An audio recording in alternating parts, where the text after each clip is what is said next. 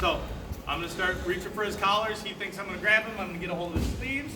I'm gonna move in, right? Start getting him to push back into me. Now, remember, it doesn't just have to be straight back, right? Most often when I push straight forward and I start pulling back, he's gonna feel that. And he's either gonna shoot, right? Which is great for me, I end up on top. Or as soon as I start to pull, he's gonna drop his hips and pull back against me, right? And now we get in this push-pull battle, right? So if I wanna get him to move, not only am I gonna push in, when he starts moving forward, I'm gonna circle. Does that make sense? So I not only get the forward backwards, but I also get the rotation. Cool? So once I snap him down here, I get to my sprawl. I'm gonna take my rear arm.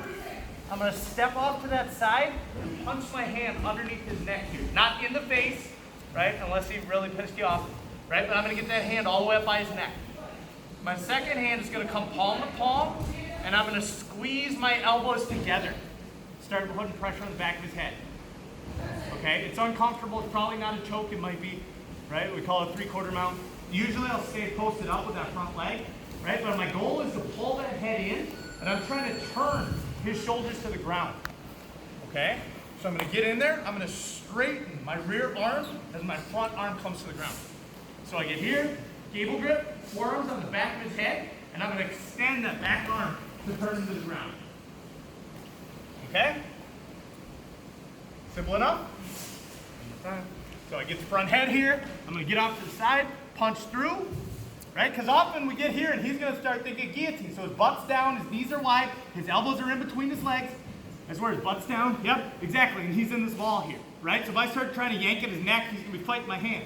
So I'm gonna take that rear arm, punch it through, gable grip, right? Now my front elbow, outside elbow goes to the ground, rear elbow lifts, and I'm gonna circle my hips with him to stay in front of him. Yes? Questions? Snap them down. Try to get some rotation in your snap down, right? Not just straight back.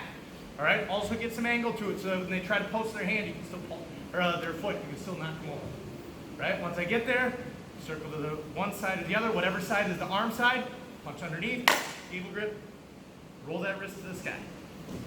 1, 2, 3.